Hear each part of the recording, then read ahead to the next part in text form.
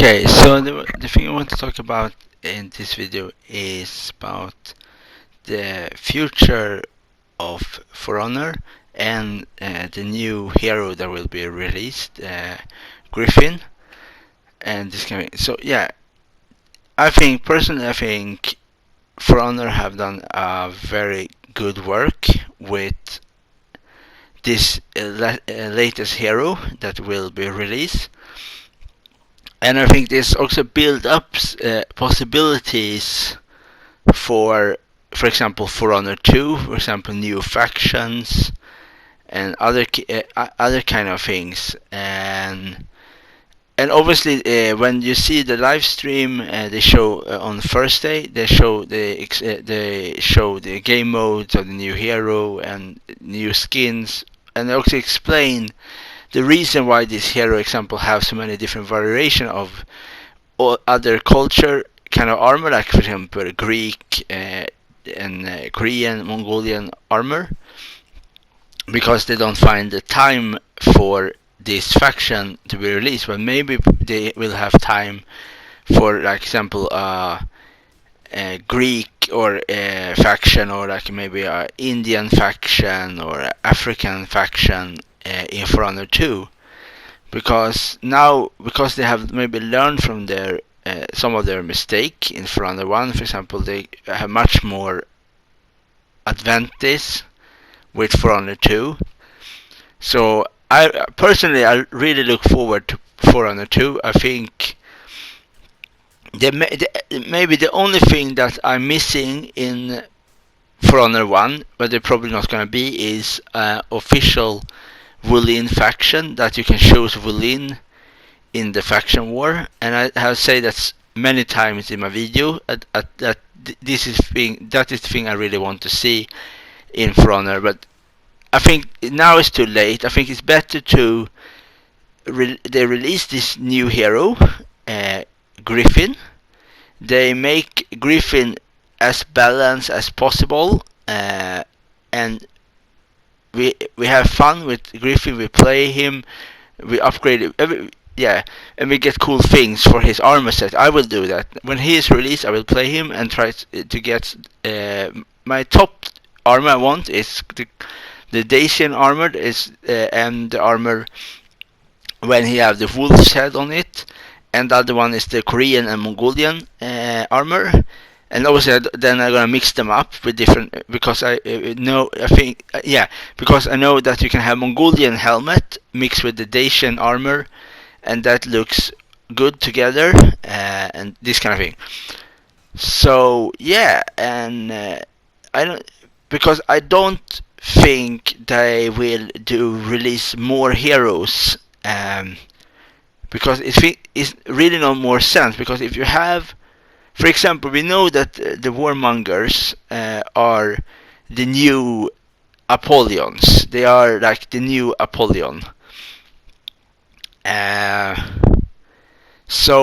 Griffin was a member of the old evil, like Apollon was a member in the Blackstone Legion. So when the Blackstone Legion folded, it was a long year of like civil war and so on, but then it was peace, and now the warmongers try to bring back the time under Apollon's rule. And now when Griffin comes, there's going to be a big final battle, and I hope that is the end for For Honor 1, and because I really want them to start focusing on For Honor 2, because that is what I want. And I think especially now when we have PS5, the newest Xbox, and much more upgraded consoles for video game and computers, I think they can do a much better, like bigger battle arenas for Honor, better graphics, and so that is something I look forward to see. That is much more diverse factions. Maybe they don't have any story mode. They just make more focusing on the battle, the online and the arenas, and more and this kind of thing. Yeah, and yeah, that is, I think, is most. Yeah, yeah. So that is one of the more stuff. And the other thing I think I really, okay, personally,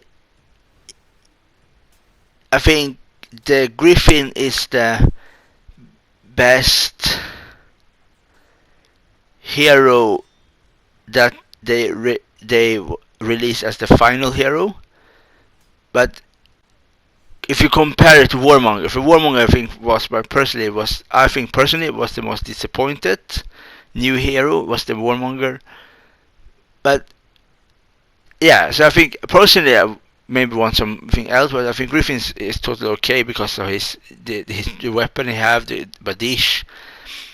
Um, so it's also always also interesting when you see different armors from different culture, and he has also very cool feats to him that he can use in different attacks. For example, one attack he can stop somebody when they're in rage mode, or they can make. Other one is that he can throw a grenade, and the grenade damage the opponent, but same to heal your allies.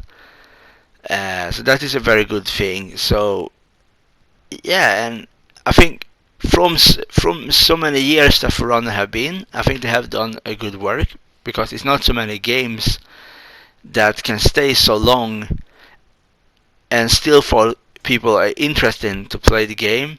And obviously they have some setbacks in For Honor, obviously, and they have. I think the best time in For Honor was when they released. For me personally, there was the Marching Fire with the free Wulin. Yeah, and then they released the last Wulin hero, the Sunda, and then after that, I have to say, after these two new DLC characters were released, the faction and the other one, probably the worst was when they released, yeah, the Warmonger. But after that, I think is when they released Griffin is really nice. So that I really look forward to. And yeah, so I don't know. It's not so many. I think that is the, the only. I think the only thing only big thing they have left to do is they're gonna maybe do some teaser or something maybe in the future.